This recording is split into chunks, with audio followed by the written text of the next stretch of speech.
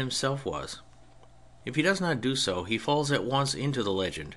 So powerful is that legend in the numbers that supported it, and so strongly did Robespierre himself support it by his own attitude. The legendary Robespierre may be described in a very few lines. Conceive a man sincerely convinced of the purest democratic theory, a man who cared for nothing else but the realization of that theory, and who had never sacrificed his pursuit of its realization in the state to any personal advantage whatsoever. This man, trusted by the people and at last idolized by them, becomes more and more powerful. He enters the governing body, the Committee of Public Safety.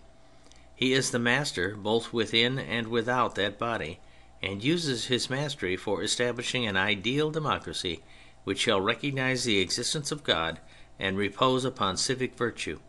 And to establish this ideal he has recourse to terror. He finds that human defections from his ideal are increasingly numerous. He punishes them by death. The slaughter grows to be enormous. The best of democrats are involved in it. At last it can be tolerated no longer. His immediate subordinates revolt against him in the committee. He is outlawed, fails to raise a popular rebellion in his favor in Paris, is executed, and his system of terror falls to the ground. This picture, though purely legendary in tone, contains not only much truth, but truth of precisely that sort which conspires to make credible what is false in the whole. Robespierre was sincerely attached to the conception of an ideal democracy. He was incorruptible in the pursuit of it. And to be a politician and incorruptible amounts to something like what the Church calls heroic virtue in a man. He did enter the Committee of Public Safety. He did support the terror, and when he was overthrown, the terror did come to an end. Where then does this legend differ from the truth? In these capital points, which change it altogether: that Robespierre was not the chief influence in the Committee of Public Safety, the all-powerful executive of the Republic, that he did not desire the terror, that he did not use it, that he even grew disgusted with it, and that in general he was never the man who governed France. It need hardly be pointed out how such a truth destroys a legend. The whole nature of the 12 months between the summer of 1793 and the summer of 1794 must vary accordingly as we regard them as Robespierrean or no, and they were not Robespierrean. What were they then, and why has the error that Robespierre was then master arisen? Those months, which may roughly be called the months of the terror, were, as we shall see later in this book, months of martial law, and the terror was simply martial law in action, a method of enforcing the military defense of the country and of punishing all those who interfered with it or were supposed by the committee to interfere with it.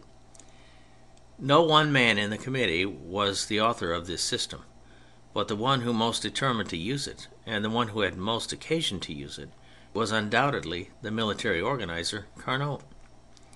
Side by side with him, one man, such as Barrière, supported it because it kept up the Committee of Public Safety, which gave him all his political position. Another, such as Saint Just, supported it because he believed that the winning of the war, in which he took an active part, would secure democracy everywhere and forever. Another, such as Jean Bon, supported it from the old sectarian bitterness of the Huguenot. But of all men in the committee, Robespierre supported the terror least, and was most suspected by his colleagues, and increasingly suspected as time went on, of desiring to interfere with the martial system of the terror and to modify it. Why then was Robespierre popularly identified with the terror, and why, when he was executed, did the terror cease? Robespierre was identified with the terror because he was identified with the popular clamour of the time, with the extreme democratic feeling of the time, and its extreme fear of a reaction. Robespierre, being the popular idol, had become also the symbol of a popular frenzy, which was supposed to be ruling the country. But that frenzy was not ruling the country. What was ruling the country was the Committee of Public Safety, in which Carnot's was the chief brain. Robespierre was indeed the idol of the populace. He was in no way the agent of their power or of any power. Why, when he fell, did the Terror cease if he were not its author? Because the Terror was acting under a strain. It was with the utmost difficulty that this absolute, intolerant and intolerable martial system could be continued when once the fear of invasion was removed. For some weeks before Robespierre fell, the victories had begun to render it unnecessary. When the committee saw to it that Robespierre should be outlawed by the Parliament, they knocked away, without knowing it, the keystone of their own policy. It was his popular position which made their policy possible. When he was destroyed, they suddenly found that the Terror could no longer be maintained. Men had borne with it because of Robespierre, falsely imagining that Robespierre had desired it. Robespierre gone, men now would not bear with it any more. Now finally, if Robespierre himself had always felt opposed to the system of the Terror, why did he not take the lead in popular reaction against it? He had his opportunity, given him by Danton in December 1793, 7 months before his own catastrophe. The committee determined to put Danton out of the way because Danton, in appealing for mercy, was weakening the martial power of their government. Robespierre might have saved Danton. He preferred to let him be sacrificed. The reason was that Robespierre wrongly believed popularity to lie upon the side of the Terror and against Danton. He was in no way a leader, save in rhetoric, and in rhetoric directed towards what men already desired. And his own great weakness or vice was the love of popular acclaim. Later on, in the summer of 1794, when he actually began to move against the Terror, he only did so privately. He so misread men that he still believed the Terror to be popular, and dared not lose his popular name. A man by nature as sincere as crystal, he was tempted to insincerity in this major thing during the last months of his life, and he yielded completely to the temptation. For the sake of his memory, it was deplorable, and deplorable also for history. His weakness has been the cause of an historical error as grave as any that can be discovered in modern letters, and at the same time has wholly maligned him to posterity. A factor in Robespierre's great public position, which is often forgotten, is the great effect of his speeches. That men should still debate after so vast a change in taste whether those speeches were eloquent or no, is a sufficient proof of their effect.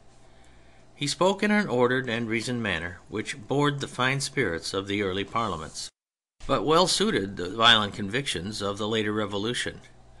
His phraseology, his point of view, just jumped with that of his audience.